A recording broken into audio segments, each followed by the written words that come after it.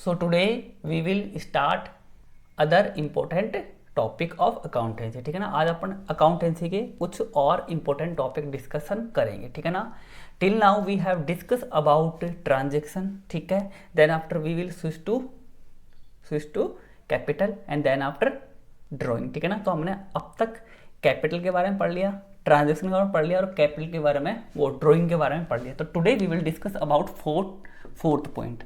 ठीक है, और फिफ्थ आप डिस्कस करेंगे। ठीक है ना, तो फोर्थ पॉइंट क्या है, फिफ्थ पॉइंट क्या है, उसको समझने से पहले एक एग्जांपल लेके एक स्टोरी बनाते हैं। ठीक है, जैसे मान लीजिए एक आदमी है, उसका नाम क्या है, ए है।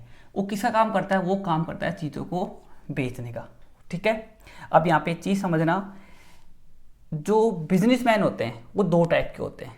कितने टाइप के होते हैं, दो टाइप के। एक तो वो होते हैं जो माल को बनाते हैं और फिर उसको बेचते हैं, और एक होते हैं बना बनाया खरीदते हैं और फिर उसको सेल करते हैं।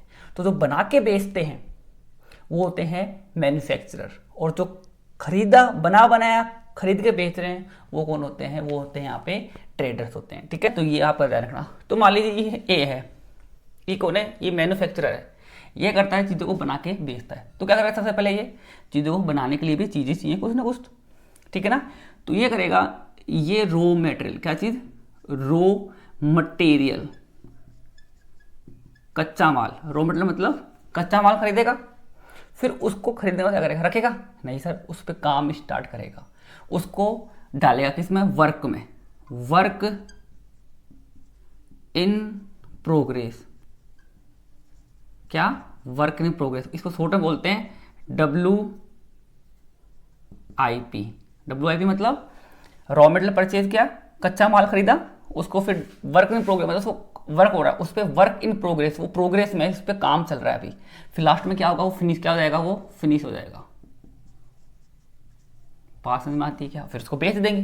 तो कितनी प्रोसेस चली यहाँ पे, 1 2 3, और उसको बढ़ा के बेच दिया। कौन कर रहा है काम, ए कर रहा है। तो ए करेगा, अब फिनिश गुड को क्या कर देगा, सेल कर देगा। क्या कर देगा, सेल कर देगा। समझना ध्यान से, यहाँ पे क्या किया ए ने रॉ मटेरियल परचेज किया, उसको फिर प्रोसेस किया, फिर फिनिश किया, फिर बेच दिया। ठीक है ना, तो अब यहाँ पे ये जरूरी नहीं है कि भैया आप माल को पका के ही बेचो, है ना। हाँ, जो वर्क इन प्रोग्रेस है वो तो नहीं बिकता भैया, वो आधा बना हुआ है आधा कच्चा है। ठीक है ना, अनफिनिश है वो तो बिकेगा नहीं। ठीक है ना, हाँ, कच्चा माल जरूर बिक सकता है डायरेक्टली, लेकिन इसने तो भैया क्यों खरीदा है, चीज़ बनाने के लिए खरीदा है, तो ये क्यों बेचेगा, ये तो फिनिश करके ही बेचेगा, उस पर काम करके अच्छा प्रॉफिट उस पर अर्न करेगा। कुछ कम जहाँ से इसने रॉ मटेरियल परचेज किया, वो कंपनी वो भी तो बेच रही है, उससे भी तो इसने खरीदा है, तो ये भी ध्यान रखना। तो जरूरी नहीं कि फिनिश गुड ही बिकता है, नहीं भैया, किसी भी टाइप का गुड्स हो, हाँ, खरीदने वाले को किस चीज़ में इंटरेस्ट है, वो चीज़ें बिकती है, ये सिंपल सी बात है। बट यहाँ पे अपने लेके चल रहे हैं, यहाँ पे रॉ मटेरियल इसने खरीदा कच्चा माल, उसको फिर बनाया, फिर उसको मार्केट में बेच रहा है, ये तो नॉर्मल बात है, सब जानते हैं। तो ये है ना जो अपना ये अपना कच्चा माल है, ये आधा कच्चा और आधा पक्का है, और ये पूरा क्या है, पक्का हुआ माल है। तो यहाँ पे आपके माल कितने टाइप के हो गए, 3 टाइप के हो गए। तो यहाँ पे अपन इंग्लिश में जो अपना माल होता है उसको क्या बोलते हैं, गुड्स बोलते हैं। क्या बोलते हैं, गुड्स बोलते हैं। तो गुड्स आपके कितने टाइप के हो गए, there are 3 types of good. बात समझ में आ रही है। तो आता है कि व्हाट इज गुड्स, गुड्स क्या होते हैं भैया। तो गुड्स क्या होते हैं, वो चीज़ें जो हमने खरीदी है बेचने के लिए। ठीक है, अब यहाँ पे ये समझना, यहाँ पे ये था बंदा, ये तो कच्चा माल खरीदा है, उसको बना के बेच रहा है। लेकिन कुछ ऐसे भी होते हैं जो पका पकाया माल खरीदते हैं और उसको बना के बेचते हैं। अब मान लीजिए इसने सेल करी, किसको करी है, बी को करी है। किसको करी है, सिर्फ इसने बी को सेल करी है। अब बी उसने क्या किया है, बी ने परचेज किया। क्या किया है, परचेज कर रहा है, कितने का, इससे माल परचेज कर रहा है। तो इसके पास में भी क्या आएंगे, इसके पास में कौन सा आएगा, फिनिश गुड आएगा। कौन सा आएगा, फिनिश आएगा। इसके पास में क्या आएगा, फिनिश माल आएगा। ठीक है, ये करेगा, इससे परचेज किया, अब ये लास्ट माल, अब ये बेचेगा लास्ट में, ये किसी कोई बंदा सी है जो कस्टमर है, फाइनल कस्टमर है, उसको बेचेगा। तो भैया यहाँ पे देखो 2 टाइप के बिजनेसमैन है, वो एक तो बना के बेच रहा है इसको, और ये पका पकाया बना के उसको बेच रहा है। तो यहाँ पे 3 पार्टियां हो गई। ठीक है, तो ध्यान रखना, ये भी गुड्स है, निकले कच्चा गुड्स है, ये भी क्या है, ये गुड्स है। वो कौन सा गुड है, जो आधा पक्का है आधा कच्चा है, और ये कौन सा गुड है, जो बन के बिल्कुल तैयार हो गया। तो there are 3 types of goods. बात समझ में आ रही है। तो यहाँ पे अपना एक टॉपिक क्या हो गया, गुड्स हो गया, कि गुड्स क्या होते हैं, समझ गए क्या। तो गुड्स क्या होते हैं, वो चीज़ जो अपन ने खरीदी है बेचने के पर्पज से, ठीक है। तो भैया इसने भी देखो, इसने भी परचेज किया है, फिनिश गुड परचेज किया, किस लिए परचेज किया है, यहाँ लिख देता हूँ फिनिश गुड परचेज किया है इसने। क्यों परचेज किया है सर? बेचने के लिए। अब ये जो परचेज कर रहा है ये फाइनल कस्टमर है, ये क्या है? फाइनल कस्टमर है। मान लीजिए गुड्स की बात हो रही है, यहाँ पे क्या बना के बेच रहे हैं? ये कार बना के बेच रहे हैं, या फिर फैन बना के बेच रहे हैं, या कोई भी आइटम ले लो, या फिर फर्नीचर बना के बेच रहे हैं। तो ये कच्ची लकड़ी लाया, उस पर काम किया, उसको फिनिश किया, इसको बेच दिया। ये मीडिएटर है, फिर इसने कस्टमर को बेच दिया। तो कस्टमर ने, मान लीजिए अपन बात करते हैं फर्नीचर बना के बेच रहे हैं ये, तो इसने फर्नीचर बनाया, इसको फर्नीचर दिया और इसने उसको बेच दिया। तो यहाँ पे कस्टमर कौन है? फाइनल, ये सी कस्टमर है। ये कौन है? ये कस्टमर है। कौन है? ये कस्टमर है। तो इसने, कस्टमर ने माल परचेज किया, कितने का? फर्नीचर परचेज किया है। क्या परचेज किया है? फर्नीचर। तो यहां ध्यान से समझना एक चीज, इसके लिए फर्नीचर क्या है? गुड्स है। क्या है? गुड्स है। क्यों? क्योंकि इसको फर्नीचर बना के बेचना है। जो चीजें अपन खरीदते हैं बेचने के लिए, वो क्या होती हैं? वो अपने गुड्स होते हैं। समझ गई कि जो भी चीज़ आपने परचेज करी है किसके लिए? बेचने के पर्पज से, वो क्या होते हैं? मेरे गुड्स होते हैं। तो यहाँ पे ये जो चीज़ है ना, तीनों चीज़ें, ये इसके लिए क्या है? गुड्स है। यहाँ पे इसने, बी ने जो परचेज किया फर्नीचर या कुछ भी चीज़ परचेज करी बेचने के लिए, इसने भी बेचने के लिए परचेज करी है, तो इसके लिए भी क्या है? वो गुड्स है। समझ गए क्या? लेकिन जो फाइनल कस्टमर है, जिसने वो चीज परचेज करी अपने घर में यूज करने के लिए, उसने बेड परचेज किया, इसने बेड बेचा, इसका काम था बेचना, बना के इसने बेचा, इसका काम भी है बेचना।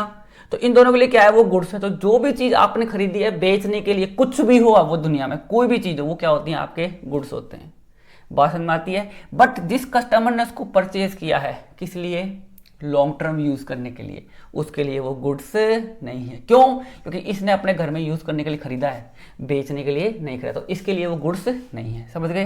तो गुड्स क्या होते हैं? समझ गए? जो भी आइटम अपन ने परचेज किया किसके लिए? सेल करने के लिए, प्रॉफिट अर्न करने के लिए, वो क्या चीज होती है? वो आपके गुड्स होते हैं। There are 3 types of good, raw material, raw goods हो गए, वर्क इन प्रोग्रेस, आधा कच्चा आधा पक्का हो गया, और ये क्या हो गया? आपका फिनिश हो गया। बात समझ में आती है क्या? अब एक चीज समझना, इसने मान लीजिए कच्चा माल खरीदा, इसने मान लीजिए लकड़ी खरीदी, 10,000 किलो लिया, 10,000 किलो लिया, और इसने मान लीजिए 5,000 किलो कुछ और आइटम लगाया, तो कुल मिलाया कितना निकल के आया?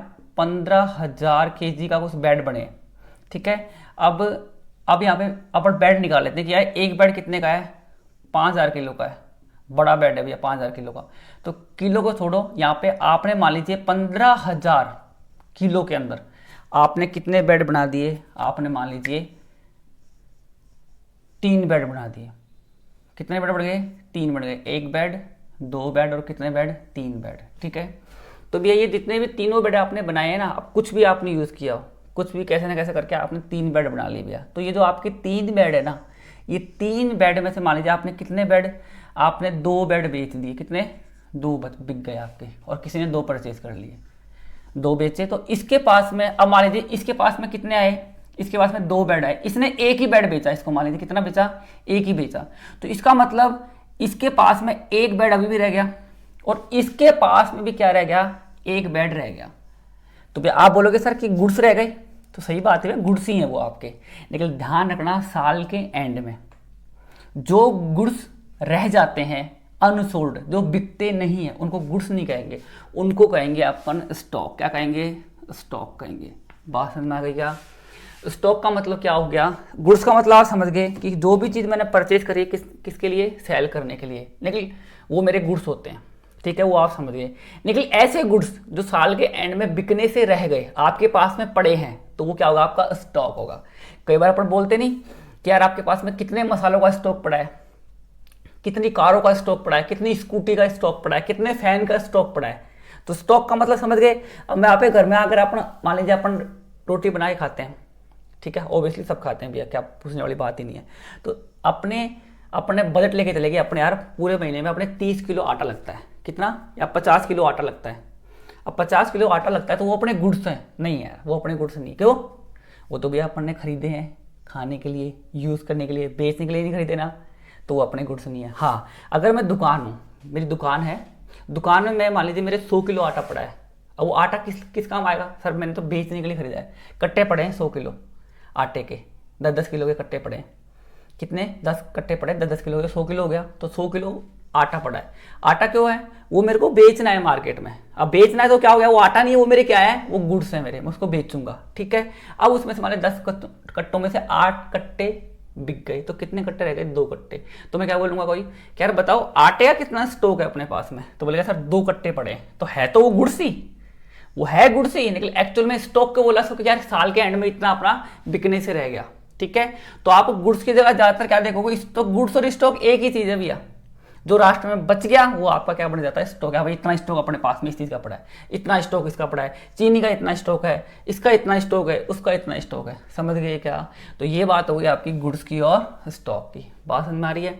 अब इससे एक चीज और निकल के आती है, समझना यहाँ पे क्या, देखो भैया यहाँ पे ए ने, किसने, यहाँ पे ए ने सेल करी थी, किसने, ए ने किसको सेल करी थी, बी को सेल करी थी।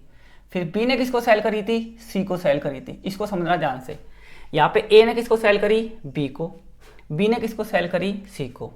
अब यहाँ पे क्या होगा समझना एक बात, अभी आपको पता है अपन माल खरीद रहे हैं या माल को बेच रहे हैं, तो अपन माल को उधार में भी बेच सकते हैं या फिर कैश में भी इसको बेच सकते हैं। क्या, माल को अपन उधार में भी बेच सकते हैं और कैश में भी माल को बेच सकते हैं। अगर माल अपन ने कैश में बेच दिया तो पैसा आ जाएगा भैया, क्या आएगा, कैश। तो कैश तो सब समझते हैं क्या होता है, तो कैश आएगा तो हिसाब किताब बराबर हो जाएगा। अब मान लीजिए इसने कितने हैं, यहाँ पे 3 बेड है, इसने एक बेड की प्राइस लगाई 25,000 रुपये।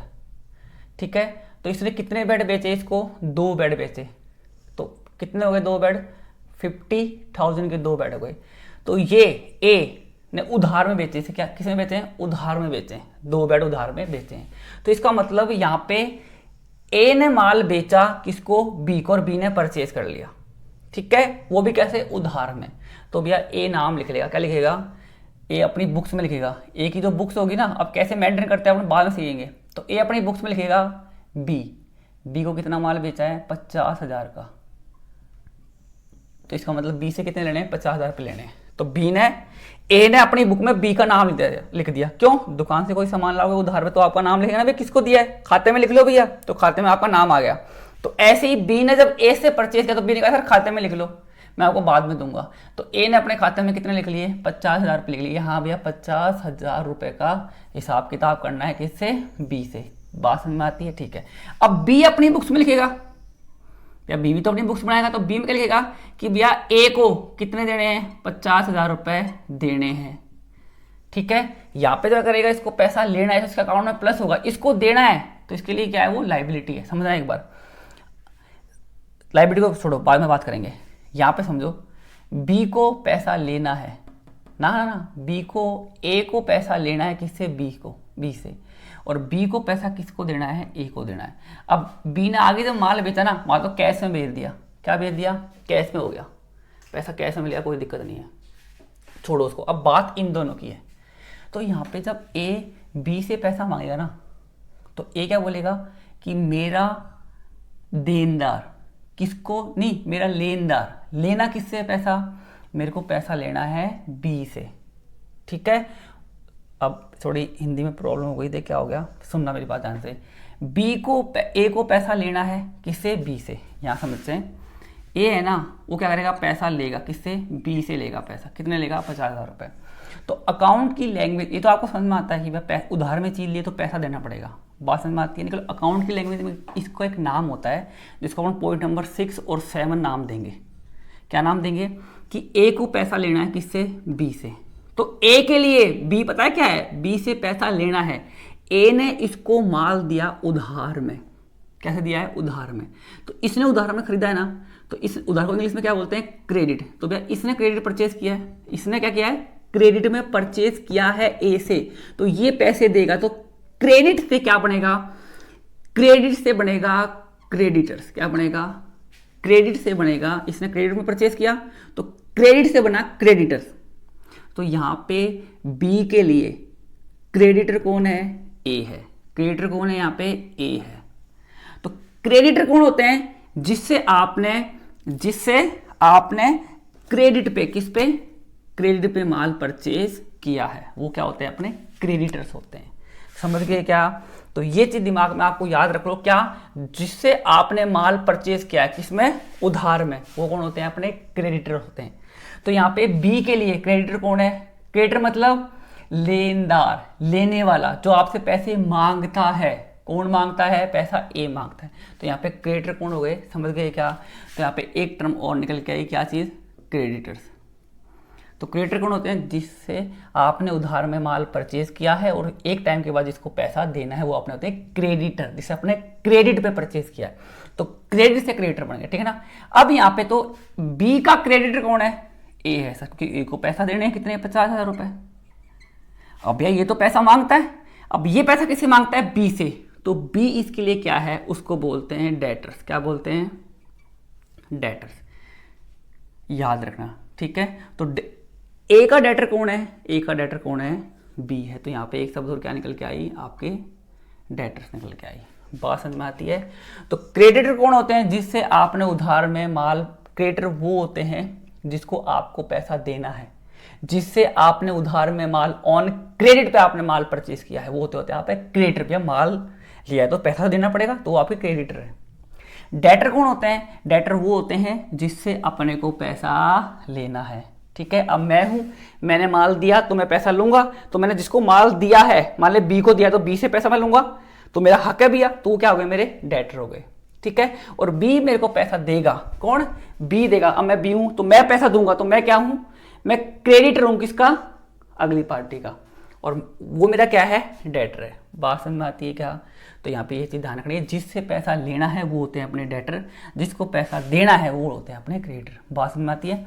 तो ये बात हो गई डेटर की, स्टॉक की, क्रेडिटर की, और sorry stock, goods, stock, creditor और डेटर। तो गुड्स कितने टाइप के होते हैं मैंने आपको बताया। स्टॉक जो लास्ट में बच गया आपका, गुड्स बिकने से वो बच गया। क्रेडिटर क्या होते हैं, जिसको पैसा देना है, जिससे अपने कोई ना कोई क्रेडिट पे परचेज किया है। और डेटर कौन होते हैं, जिसको अपन ने माल बेचा है और उससे पैसा लेना है, वो कौन होते हैं, अपने डेटर, अगर उसने पैसा नहीं दिया तो, ठीक है। तो अगर आप उधार में परचेज करोगे तो आपके क्रेडिटर बढ़ेंगे भी। आपने अगर उधार में माल खरीदा है तो वापस देना पड़ेगा, तो आपके क्रेडिटर बढ़ेंगे। और अगर आपने माल बेचा है, सेल करी है, कैसे, कैश में नहीं, उधार में माल बेचा है, तो भैया उधार में बेचा तो पैसा तो लेना ही है, जिससे पैसा लेना वो कौन, वो अपने डेटर हो गए, ठीक है ना। तो ऐसे ही 7 मिल गए, ठीक है ना। अब आगे वो डिस्कस कर, तो देखिए अपने 7 टॉपिक डिस्कस कर लिए, ठीक है ना। अब अपन पॉइंट नंबर 8वां डिस्कस करते हैं। कौन सा, पॉइंट नंबर 8वां डिस्कस करते हैं अपन, ठीक है। देखते हैं कौन सा लेते हैं अपन, 8वां, फिर 9, फिर 10, फिर 11, ठीक है ना। ऐसा अपन डिस्कस करेंगे, ठीक है ना। 7 तक अपन डिस्कस कर लिए, लास्ट अपने डेटर और क्रेडिटर के बारे में पढ़ लिया। डेटर क्या होते हैं, क्रेडिटर क्या होता है, आप समझ गए। फिर भी कोई प्रॉब्लम आए तो कमेंट करके मेरे से पूछना, ठीक है ना। और वीडियो अच्छा लगे तो लाइक करना और सब्सक्राइब जरूर करना, ठीक है। अब आगे मैं आपको और चीज़ समझाता हूँ। देखो मैं आपको आगे बता रहा हूँ, एक बताता हूँ आज इनकम के बारे में, ठीक है, और एक बताऊँगा एक्सपेंसेस, किसके बारे में, एक्सपेंसेस के बारे में। एक इनकम के बारे में और एक एक्सपेंसेस के बारे में आपको बताता हूँ, ठीक है ना। तो उससे पहले आप ये समझ लो कि जो आपकी चाहे इनकम हो, क्या हो, आपकी इनकम हो या आपके एक्सपेंसेस हो, आप सब समझते हो अच्छी तरह कि इनकम क्या होती है और अपने एक्सपेंसेस क्या होते हैं, ठीक है ना, सब समझते हैं। इनकम मतलब अपनी जो पैसा आ रहा है वो होती है, और एक्सपेंसेस मतलब जो अपना खर्चा हो रहा है, जो पैसा जा रहा है वो अपने एक्सपेंसेस होते हैं, ठीक है ना। ये बात आपको समझ में आ रही है। पैसा किस वे में जा रहा है, कोई चीज़ को खरीदने के अंदर, जिसको अपन यूज़ करेंगे बिजनेस में, ठीक है। तो यहाँ पे देखो सिंपल सी बात एक है, इसी को समझना अच्छी तरह। जो आपके एक्सपेंसेस होते हैं वो कितने टाइप के होते हैं, वो आपके 2 टाइप के होते हैं। कितने टाइप के, वो आपके 2 टाइप के एक्सपेंसेस होते हैं। और इनकम आपकी 2 टाइप की होती है, तो ऐसे आपके एक्सपेंसिव कितने टाइप के होते हैं, 2 टाइप के। आपके एक्सपेंसेस भी 2 टाइप के होते हैं। बात समझ में आती है। अब बात करते हैं इनकम की। इनकम देखो एक तो क्या होती है, हमने गुड्स बनाए, गुड्स क्या होते हैं मैंने आपको बताया, हमने गुड्स बनाए और उनको बेच रहे हैं, तो उससे जो इनकम आ रही है वो कब कब आएगी, साल में 1 बार आएगी क्या, या 2 बार आएगी, 3 बार आएगी, नहीं सर, जितनी बार गुड्स बना के बेचेंगे उतनी बार आएगी। मतलब यार गुड्स तो अपन पूरे बिकेगा तो दोबारा बनाएंगे, बिकेगा तो फिर बनाएंगे, मतलब ये प्रोसेस तो पूरे साल हजारों बार चलती रहेगी। कई बार तो बड़े बड़े बिजनेस में तो लाखों बार भी चलती है। तो वो कैसे इनकम हो गई, मतलब गुड्स को बेचने से, मतलब गुड्स को बेचने से जो इनकम होती है, मतलब क्या करने से, सेल करने से, किसको, गुड्स को, मतलब गुड्स को सेल करने से जो इनकम होती है वो कौन सी होती है, वो रेगुलर इनकम होती है, वो होती रहती है बार बार। तो रेगुलर इनकम को बोलते हैं रेवेन्यू। क्या बोलते हैं, रेवेन्यू इनकम। क्या बोलते हैं, रेवेन्यू इनकम।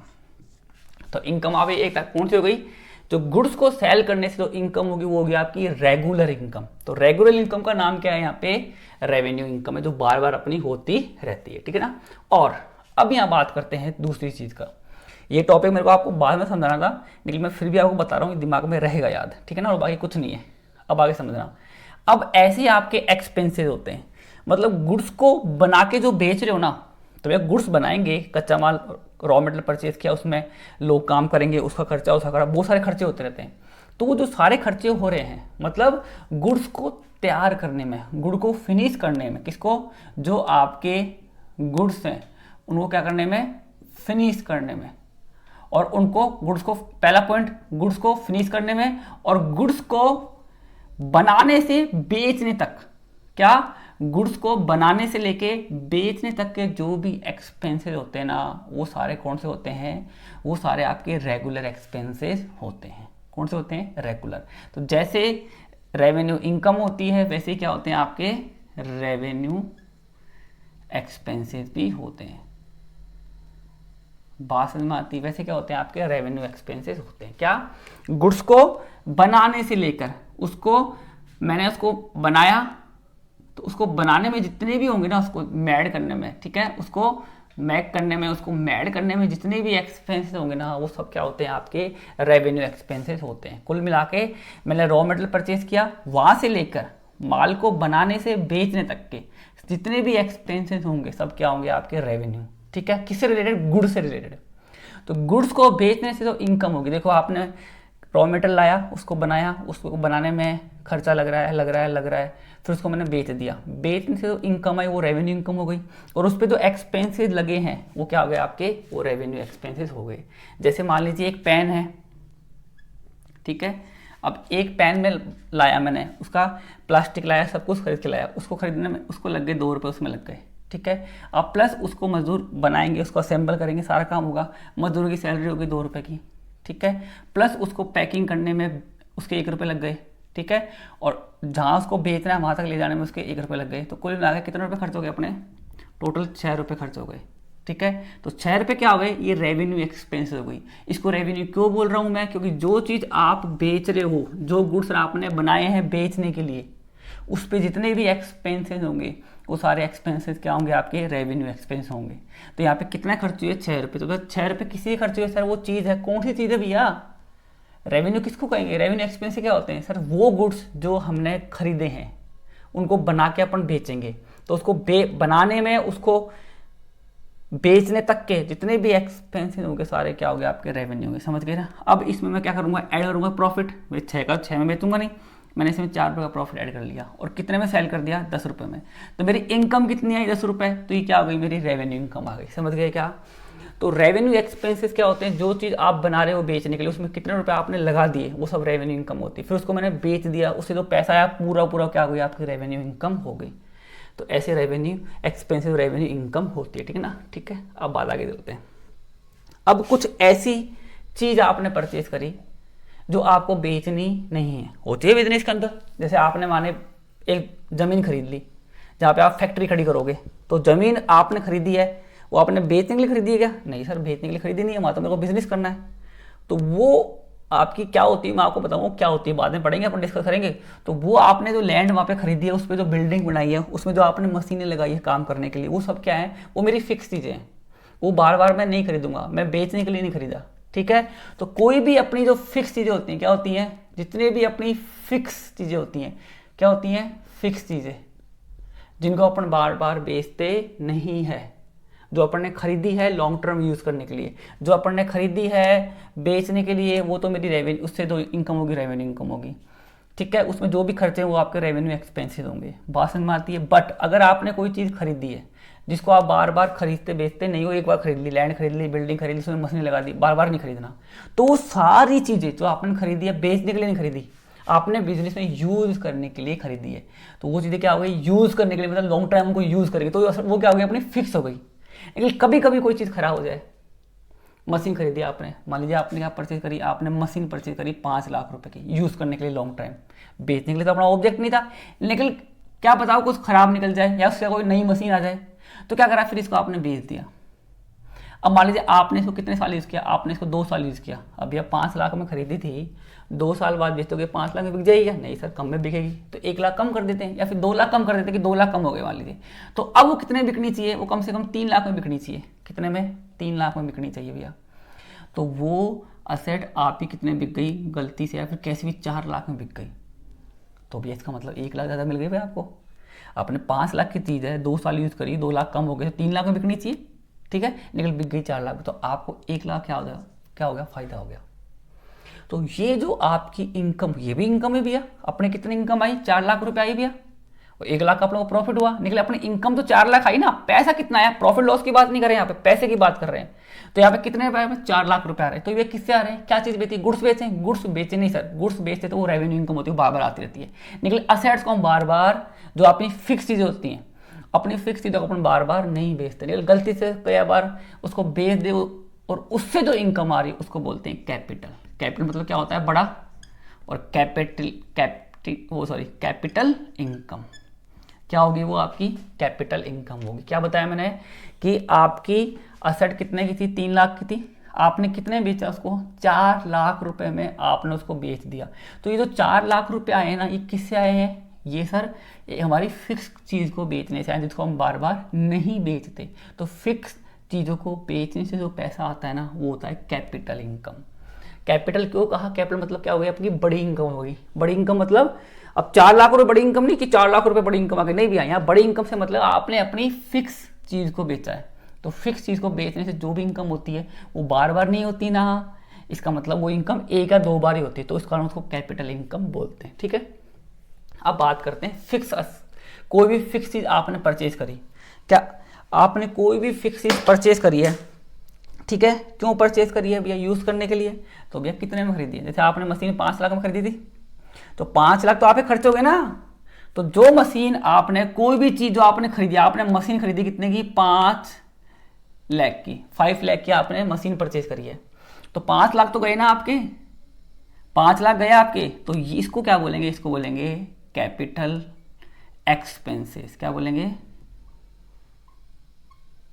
समझ गए क्या, यानी कोई भी फिक्स असेट्स को, अगर आपने कोई भी फिक्स चीज़ को आपने परचेज किया है, जिसको पर्पस, जिसका पर्पस, उसका पर्पस अपना पर्पस उसके पीछे उसको बेचना नहीं है, अपना उसको खरीदा है लॉन्ग टर्म यूज़ करने के लिए, तो उस पर जो पैसा गया है ना अपना, वो क्या हो गई, अपनी कैपिटल एक्सपेंसेस हो गए। बात समझ में आती है। जैसे अब स्टूडेंट्स लेते हैं, जैसे आपने अपना बैग परचेज किया, कितनी बार खरीदते हुए बैग पूरे साल में, 1 बार, फट जाए वो केस अलग है, लेकिन आपने जो अपना बैग परचेज किया है, वो बैग किस लिए परचेज किया, आपने लॉन्ग टर्म यूज़ करने के लिए, तो बैग आप ही क्या है, फिक्स असेट्स है। क्या है, बैग आपकी फिक्स असेट्स है। बात समझ में आती है। तो यहाँ पे आपने बैग खरीदा 1000 रुपये का, तो 1000 रुपये क्या हो गया, आपके कैपिटल एक्सपेंसेस हो गए, वो बड़े खर्चा हो गया भाई 1000 रुपये का। अब बड़ा मतलब 1000 नहीं, बड़ा मतलब जो पैसा मैंने खर्च किया वो किस लिए खर्च किया है, लॉन्ग टर्म यूज़ करने के लिए चीज़ को, ठीक है। आपने कार परचेज करी अपने घर के यूज़ करने के लिए, तो कार खरीदी मैंने लॉन्ग टर्म यूज़ करने के लिए, बेचने के लिए नहीं खरीदी, तो वो कार पर मैंने 5-6 लाख रुपये लगाए ना, वो मेरे कैपिटल मतलब बड़े खर्चे हैं, वो कैपिटल एक्सपेंसेस है, ठीक है। इन फ्यूचर आपकी कार आपने खरीदी 5 लाख में, 2 साल बाद कितने बिकेगी, 2 साल आपने उसको यूज़ किया, तुम्हारे 2 साल में उसकी वैल्यू 2 लाख रुपए कम हो गई, तो वैल्यू कितनी बची, 3 लाख रुपए। आपकी कंडीशन अच्छी है, आपने वो 3.5 लाख में बेच दी, तो 50,000 रुपये आपको एक्स्ट्रा हुई ना। या आप तो ये मांगे चलो कि 3 लाख की चीज़ अगर आपने कितने में बेच दी, अगर वो चीज़ आप कम में बेचोगे ना, तो वो भी आपकी कैपिटल इनकम ही होगी। अगर 4 लाख की कार थी, वो मैंने यूज़ करी 2 साल, उसकी 1 लाख वैल्यू कम हो गई, 3 लाख की बची, वो मैंने 2.5 लाख में बेच दी, तो मेरे को 2.5 लाख रुपए जो आ रहे हैं वो तो मेरी इनकम ही भैया। हाँ, 50 का तो लॉस हो रहा है, वो लॉस है, वो लॉस है, क्या चीज़ है वो बाद में डिस्कस करेंगे, वो तो नुकसान हो रहा है अपना 50,000 का, लेकिन 2.5 लाख रुपए तो आ रहे हैं ना, वो तो आपकी इनकम है। कौन सी इनकम है, वो कैपिटल इनकम है आपकी। कैपिटल इनकम क्यों है, क्योंकि आपने वहाँ पे कैपिटल असेट्स को, कैपिटल कोई फिक्स चीज़ को आपने बेचा है वहाँ पे। बात समझ में आ रही है क्या। तो ये चीज़ आपको ध्यान रखनी है कि आपकी रेवेन्यू क्या होती है और कैपिटल क्या होती है। कैपिटल मतलब वो चीज़ें जिसको बेचने से आपके पास पैसा आ रहा है, कितना भी पैसा, कम चाहे ज़्यादा, कितना भी पैसा है, पैसा आ रहा है किस चीज़ को बेचने से, जो चीज़ आपने खरीदी थी बेचने के लिए नहीं खरीदी थी, बेचना पड़ गया और उससे इनकम आ गई, वो क्या होती है? Capital income. और वो चीज़ें जो आपने खरीदी है बेचने के लिए, उस पर जितने भी खर्चे होंगे, जितना भी इनकम होगी, क्या होगी? रेवेन्यू इनकम या रेवेन्यू एक्सपेंसेस होंगे। आपकी बात समझ में आती है क्या? तो यहाँ पे इनकम और एक्सपेंसेस की बात हो गई, ठीक है ना। अब आगे डिस्कस करते हैं और कुछ पॉइंट, ठीक है। अब देखिए अपने डिस्कस किया किसके बारे में? इनकम और एक्सपेंसेस के बारे में, ठीक है ना। अब तक जो अपने टॉपिक डिस्कस किए हैं, मैंने कोई गलती लिख दी तो उसको ध्यान रखना। पहला अपन ने ट्रांजैक्शन पढ़ा था, दूसरा अपन ने कैपिटल पढ़ा था, फिर तीसरा अपन ने ड्राइंग पढ़ा था, फिर फोर्थ पॉइंट अपन ने क्या पढ़ा था? फोर्थ पॉइंट 5 था, 6 था, 7 था। ये अपन ने डेटर पढ़े थे, क्रेडिट पढ़े थे, ठीक है। और आज अपन ने इनकम पढ़ा और 9वां पॉइंट अपन ने एक्सपेंसेस पढ़ा, ठीक है। ये 2 टॉपिक भी अपने पढ़े थे, मुझे याद नहीं आ रहे क्या पढ़े थे, अभी याद आएगी तो मैं बता दूंगा आपको, ठीक है। तो अपन ने अब तक ये कितने 9 टॉपिक डिस्कस अपन ने अब तक कर लिए, ठीक है ना। अब 10वां पॉइंट डिस्कस करते हैं। क्या होते हैं? बहुत सारे निकले, अपने मेन चीजें पढ़ेंगे, ठीक है ना। ज़्यादा डीपली जाने की अपने को जरूरत नहीं है, ठीक है ना। अब जैसे बात करते हैं किसकी? डिस्काउंट की। किसी बात करते हैं डिस्काउंट की। अब एक चीज समझना, अब यहाँ पे ध्यान समझना, बिल्कुल ईजी है, इतना कुछ बवाल नहीं है इसका। जैसे मान लीजिए एक बंदा है, वो सेल करता है, या सेल तो आप समझते हो क्या होती है? Cell purchase. और एक बी बंदा है, वो कौन है? वो परचेज करने वाला है। ये सब समझते हैं सेल परचेज क्या होती है, ठीक है। अब आगे समझना एक चीज इंपॉर्टेंट, इसने सेल किया, ये मान लीजिए सेल फोन सेल करता है, ठीक है। सेल फोन को सेल करता है, एक सेल फोन की प्राइस कितनी है? 10,000 रुपये, ठीक है। अब ये बंदा आया खरीदने के लिए इसके पास, बोला सर मेरे को फ़ोन चाहिए। ये बोला सर 10,000 का फ़ोन है। कितने का? 10,000 का। ठीक है सर 10,000 का ले लेता हूँ। तो इसने ये कहा कि सर मैं आपको पैसा 2 महीने बाद में दूंगा, after 2 month I will payment your whole due, ठीक है ना। तो आपका मैं जो भी पेमेंट है, तो इसने सेल फोन को परचेज कर लिया। कैसे? उधार में। किस पे? क्रेडिट पे। तो ये पैसा देगा 2 महीने बाद इसको। तो ए कौन हो गया? क्रेडिटर हो गया। कौन? ए। इसका क्रेडिटर कौन है? ए है, मतलब ए को पैसा देना है और इसको पैसा लेना है किससे? बी से। तो बी कौन हो गया? इसका डेटर हो गया। डेटर मतलब पैसा लेना है बी से, ठीक है। ठीक है भैया, हो गई बात फाइनल। अब 2 महीने का टाइम आ गया। अब 2 महीने बाद टाइम आया तो इसको पैसा देना है। अब ये पैसा देने गया इसके पास में। अब ये क्या बोला? अरे यार 10 में दिया था, कम से कम 1,000 रुपये तो छोड़ यार। तो कैसे ना कैसे बात हो के इसने 1,000 रुपये छोड़ दिए, ठीक है। तो इसके पास में कितने रुपए आए? तो इसके पास में कैश आया, ये करेगा कैश आ गया भैया। कितना आया? 9,000 रुपये कैश आया। और इसके पास से कैश गया, इसके पास से प्लस आ गया पैसा, और इसके पास से कैश कितना गया? 9,000 इसके पास से गए पैसे, ठीक है। तो इसके पास तो पैसा आया है, तो इसने पहले जब सामान बेचा था, सेल फोन बेचा था, तो इसने एंट्री करी। अब एंट्री कैसे होती नहीं पता आपको, बस ये समझ लो कि एंट्री करी होगी। इसने 10,000 से एंट्री करी होगी, निकले इसको आप पैसे कितने आ रहे हैं? 9,000 रुपये। तो भैया इसने जब एंट्री 10,000 से करी है तो 10,000 से ही पैसा लेना चाहिए ना। निकले यहाँ पे क्या आ रहा है? डिफरेंट आएगा। क्या आएगा? यहाँ पे डिफरेंस आएगा। क्या आएगा यहाँ पे डिफरेंट आएगा। कितने का? 1,000 रुपये का डिफरेंट आएगा। अब उस डिफरेंट को मेंटेन करने के लिए इसको एक एंट्री और करनी पड़ेगी। जब ये पैसे लेगा ना 9,000 रुपये, ठीक है, तो ये जो पैसे लेगा 9,000 रुपये किससे लेगा? बी से। तो बी से 10,000 रुपये मांगता है और मिल रहे 9,000 रुपये। भाई बी से 10 मांगता है और मिल रहे 9,000 रुपये, 1,000 रुपये कहाँ गए? तो आपको यहाँ पे 1,000 रुपये क्या करना पड़ेगा? डिस्काउंट। किसके नाम से? डिस्काउंट के नाम से दिखाना पड़ेगा। कितने? 1,000 रुपये। तो ये डिस्काउंट आपने कब दिया? जब वो बंदा पैसे देने आया। इसका मतलब आपने उसके 1,000 रुपये कैश ही कम कर दिया। 10,000 रुपया कैश लेना था, आपने उससे 1,000 रुपये कम करके उससे 10,000 रुपये की जगह 9,000 रुपया कैश लिया। तो आपने कितना कैश छोड़ा? आपने 1,000 रुपया कैश छोड़ दिया। तो इसको बोलते हैं कैश डिस्काउंट। क्या बोलते हैं? कैश डिस्काउंट बोलते हैं, ठीक है। क्या बोलते हैं? Cash discount. सब देखिए कैश डिस्काउंट का मतलब क्या होता है? जब कोई बंदा आपको पैसा देने आए और आप उसका कैश ही कम कर दो। कैश देते समय, जब कैश देते समय आप अगर कैश ही कम कर रहे हो, वैल्यू ही कम कर रहे हो, 1,000 रुपये से आपने कैश की वैल्यू कम कर दी। कैश की वैल्यू कम नहीं करी, सॉरी, आपने कैश ही कम कर दिया। 1,000 रुपये मत दे यार। तो वहाँ पे 1,000 रुपये जो आपने कम किए वो क्या हो गया? कैश डिस्काउंट हो गया। आपने कैश ही कम कर दिया। बात समझ में आती है क्या? तो ये हो गया आपका कैश डिस्काउंट। अब इसकी कोई बोल देंगे अब एंट्री तो आपने सीखी नहीं है, फिर भी एक चीज ध्यान रखो, कोई पूछता है कि यार कैश डिस्काउंट की एंट्री करनी पड़ती है नहीं करनी पड़ती? तो कैश डिस्काउंट की एंट्री करनी पड़ती है। क्यों? क्योंकि आपने बेचा कितने में था? 10,000 में। मिले कितने आपको 9,000 पे डिफरेंट आएगा, तो डिफरेंट आपको दिखाना पड़ेगा कि भैया 1,000 रुपये कहाँ गए, दिखाने पड़ेंगे ना। तो इस कारण अब है कौन सा, ये कैश डिस्काउंट। आप समझे कैश डिस्काउंट क्यों, क्योंकि आपने कैश कम कर दिया। और दूसरी बात, इसको एंट्री करनी पड़ेगी नहीं करनी पड़ेगी, तो एंट्री करनी हमको नहीं आती, नहीं करनी आती, ऐसी बात है, बाद में डिस्कस कर लेंगे। अभी ये समझो कि कैश डिस्काउंट की एंट्री होती है या नहीं होती, तो होगी भी या क्यों, क्योंकि सर डिफरेंट आएगा तो बताना पड़ेगा कि आपके 1,000 रुपये कहाँ गए। सर 1,000 रुपये कैश डिस्काउंट कीजिए, तो आपको वहाँ लिखना पड़ेगा ना 1,000 रुपये कहाँ गए, जिसका मतलब आपने उसको लिखना पड़ेगा। तो कैश डिस्काउंट की एंट्री होती है, उसको लिखना पड़ता है, क्योंकि उसको अकाउंट में क्या आता है, डिफरेंट आता है। बात समझ में आ गया। तो ये बात होगी कैश डिस्काउंट की, ठीक है। अब आगे चलते हैं और डिस्कस करते हैं। अब देखिए आगे डिस्कस करते हैं कैश डिस्काउंट। आप समझ गए क्या होता है कि जब पैसा देने आया तो उसकी वैल्यू को ही कम कर दिया। अब बात करते हैं दूसरे डिस्काउंट की, ठीक है। क्या होता है दूसरा डिस्काउंट, यहाँ पे सेल फोन कितने का है, 10,000 का है, इसको परचेज करना है, ठीक है। अब ये गया इसके पास में, हाँ सर सेल फोन, तो बोला सर सेल फोन 10,000 का है। बोला यार यार सर 10,000 तो बहुत ज़्यादा, कम करो यार, कुछ तो कम करो यार।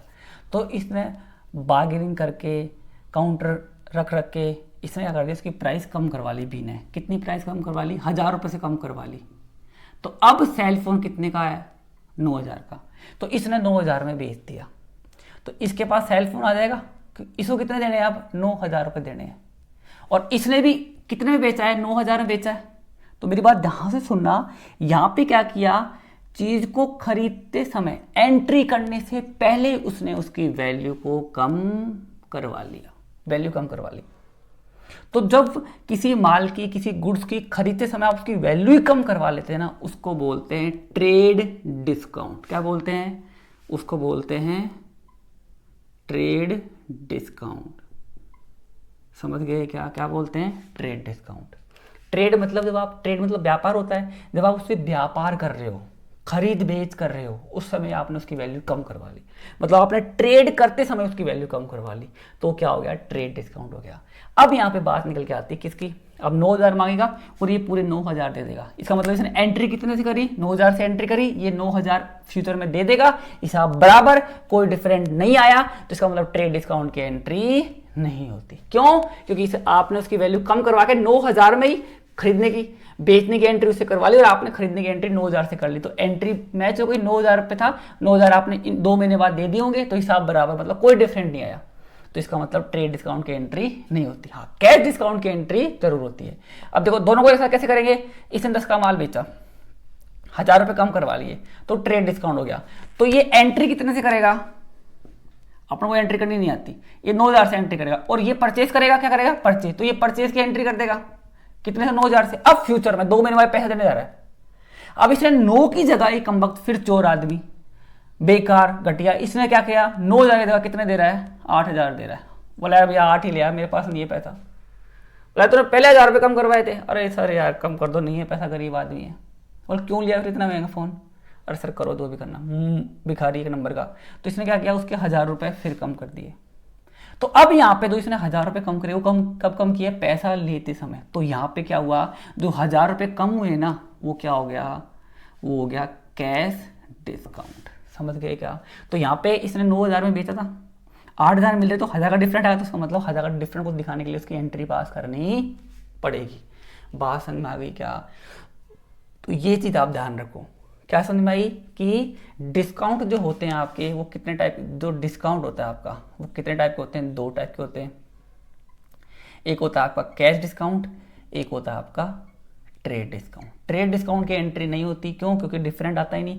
आपने 9 से बेचा, उसने 9 से एंट्री कर ली, 9 मिल गए होंगे तो बढ़िया बात है। बाकी 1,000 रुपये तो पहले आपने ट्रेड करते समय कम कर, तो ट्रेड से पहले जो कम हो गए, ये व्यापार कब होगा, स्टार्ट जब एंट्रियाँ छड़ेंगी।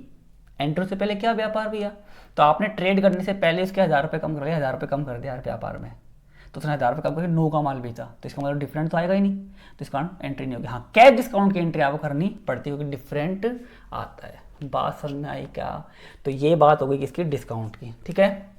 ट्रांजेक्शन पढ़ लिए, क्रेडिटर पढ़ लिया, डेटर पढ़ लिया, और एक क्या था, अपने गुड्स पढ़ लिए, अपने स्टॉक पढ़ लिया, अपने उसके बाद क्या पढ़ा था, सॉरी कैपिटल थी, सॉरी मैं देख क्या निकल के आ गया, transaction, capital, drawing, goods, stock, debtor, creditor, income, expenses, और नंबर 10 क्या पढ़ा अपन ने, डेटर पढ़ा। बात समझ में आ रही है क्या? बहुत सारे हैं। सेल प्रत्यय तो आप समझते हो, सेल क्या होती है आपकी, परचेज क्या होती है वो आप अच्छी तरह समझते हो, ठीक है। उसके बाद में एक चीज़ तो समझना है यहाँ पे, मैं आपको समझा रहा हूँ अगला पॉइंट नंबर 11 और 12, ठीक है। एक देखो आपके होते हैं प्रॉफिट, क्या होते हैं, एक आपके प्रॉफिट होते हैं, प्रॉफिट क्या होते हैं वो समझ लो, और एक होते हैं आपके गेन, क्या होते हैं, एक गेन होते हैं। दोनों में कोई डिफरेंट नहीं है। प्रॉफिट और गेन में क्या डिफरेंट है समझना। देखो मान लीजिए अपन कोई सामान खरीद रहे हैं बेचने के लिए, तो उस सामान में उसको गुड्स बोलेंगे, क्या बोलेंगे उसको, गुड्स बोलेंगे। मैंने क्यों खरीदे हैं, बेचने के लिए। क्या खरीदे हैं, मैंने उसको बेचने के लिए खरीदा है।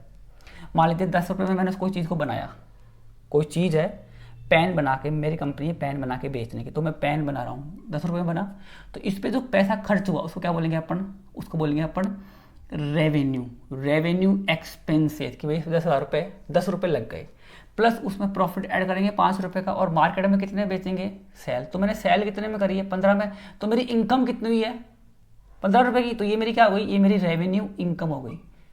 बात समझ में आ रही है। और ये जो 5 रुपये आप एक्स्ट्रा कमा रहे हो, 10 की चीज़ 15 में बेच रहे हो, 5 रुपये जो आप कमा रहे हो ना, ये आपका, ये भी आपकी रेवेन्यू इनकम है। निकल ये कौन सी है, इसको बोलेंगे प्रॉफिट। क्या बोलेंगे, ये होता है आपका प्रॉफिट, ठीक है। मतलब कुल मिला के सिंपल सी बात ये है कि अगर आप ऐसी चीज़ को बेच के एक्स्ट्रा पैसा कमा रहे हो जो आप रोज करते हो, मतलब सिंपल वर्ड में कहे, in any other simple word, तो अपन ये कह सकते हैं कि अपन अगर गुड्स को बेचने से जो प्रॉफिट कमाते हैं, गुड्स को बेचने से जो एक्स्ट्रा इनकम आती है, 10 की चीज 15 में बेची, 5 का प्रॉफिट है, तो इसको अपन प्रॉफिट बोलेंगे, गुड्स को बेचने से। अब यहाँ पे बात आती है दूसरी चीजों की। ऐसी चीजें, कैपिटल चीजें, फिक्स चीजें जो मैंने खरीदी है, मेरा ऑब्जेक्ट उसको बेचना नहीं है, तो जब आपका ऑब्जेक्ट उसको बेचना नहीं है तो फिर इनकम कैसे होगी उससे। लेकिन कभी कभी वो खराब निकल जाए या फिर मन नहीं आया नहीं खरीदनी, उसको मैंने बेच दिया, तो उससे जो इनकम आ रही है वो कैपिटल इनकम होगी। क्या होगी, कैपिटल इनकम आपकी होगी। और उसको खरीदने में जो पैसा लगा था शुरू में, वो मेरे कैपिटल एक्सपेंसेस थे। बात समझ में आती है। अब मैंने मान लीजिए कार परचेज करी, क्या परचेज करी, कार 5 लाख में परचेज करी थी भैया, कितने में, 5 लाख में, 1 साल चला ली, तो उसके मान ली 1 लाख वैल्यू कम हो गई, तो मार्केट में 4 लाख में बिकनी चाहिए, लेकिन कंडीशन अच्छी थी उसकी, तो मैंने उसको क्या किया, 5 का 5 में बेच दिया। मान रहे हैं, होता नहीं है वैसे नॉर्मली, तो कार मैंने 5 की 5 में बेच दी, तो 5 लाख की जो इनकम आ रही है वो कैपिटल इनकम है। अब यहाँ पे कार कितने की थी, 4 की, और बेची कितने में, 5 लाख में, मतलब आपने 1 लाख रुपए का प्रॉफिट हो गया। प्रॉफिट बोलेंगे यार, मैं तो अपनी कार प्रॉफिट में बेच दी, इसको एक्चुअल में अकाउंट के लैंग्वेज में प्रॉफिट नहीं बोलेंगे, इसको बोलेंगे गेन। क्या बोलेंगे, गेन। तो गुड्स को बेचने से जो एक्स्ट्रा इनकम होती है उसको प्रॉफिट बोलते हैं, और फिक्स चीज़ों को बेचने से जो एक्स्ट्रा इनकम होती है उसको क्या बोलते हैं, गेन बोलते हैं। बात समझ में आई क्या? तो ये बात हो गई अपने पॉइंट नंबर 11 12। देखो आपने कितने 12 डिस्कस कर लिए। बात समझ आ रही है, ऐसे बहुत। ड्राइंग आपने डिस्कस कर लिया, डाटा क्रेडिट आपने डिस्कस कर लिए, सेल परचेज क्या होती है ये भी आपको पता है, तो इसका मतलब 12 12 13 14 आपने 12 डिस्कस कर लिए। सेल क्या होती है आपको पता ही है, परचेज क्या होती है आपको पता ही है। सेल करना मतलब माल को बेचना, गुड्स को बेचना, ठीक है, और परचेज करना मतलब गुड्स को परचेज करना, ठीक है। तो ये चीज़ें आपको ध्यान में रखनी है, बाकी आगे की वीडियो में एंट्री करेंगे ना तो सारी चीज़ आपको डिस्कस निकल के आ जाएगी, ठीक है ना। तो आज के लिए इतना ही अपन छोड़ते हैं इसको यहीं। नेक्स्ट जो टॉपिक होगा उसमें अपन असेट्स के बारे में पढ़ेंगे, जो सबसे ज़्यादा इम्पोर्टेंट है। क्या, असेट्स के बारे में, कि असेट्स क्या होती हैं और अपनी लायबिलिटी क्या होती है। लायबिलिटी पे तो फिर भी मैंने वीडियो बना रखा है, एक्स्ट्रा बना रखा है, बस एक वीडियो रह गया बीच का, कौन सा, असेट्स। ये टॉपिक मैंने आपको समझा दिए, बेसिक कंसेप्ट अकाउंटेंसी के। अब एक टॉपिक और रहेगा किसके बारे में, असेट्स के बारे में। तो नेक्स्ट वीडियो में जितने भी आधा घंटा लगे या 1 घंटा लगे उस असेट्स को ढंग से समझाऊंगा, कहीं भी आपको कभी भी प्रॉब्लम नहीं आएगी, कोई भी रटने की जरूरत नहीं पड़ेगी, ठीक है ना। तो आज के लिए इतना ही। अच्छा लगे तो लाइक जरूर करना, वीडियो को जो भी देखे सब्सक्राइब जरूर करना, ठीक है ना, नए नए चैनल्स को आगे बढ़ाने के लिए।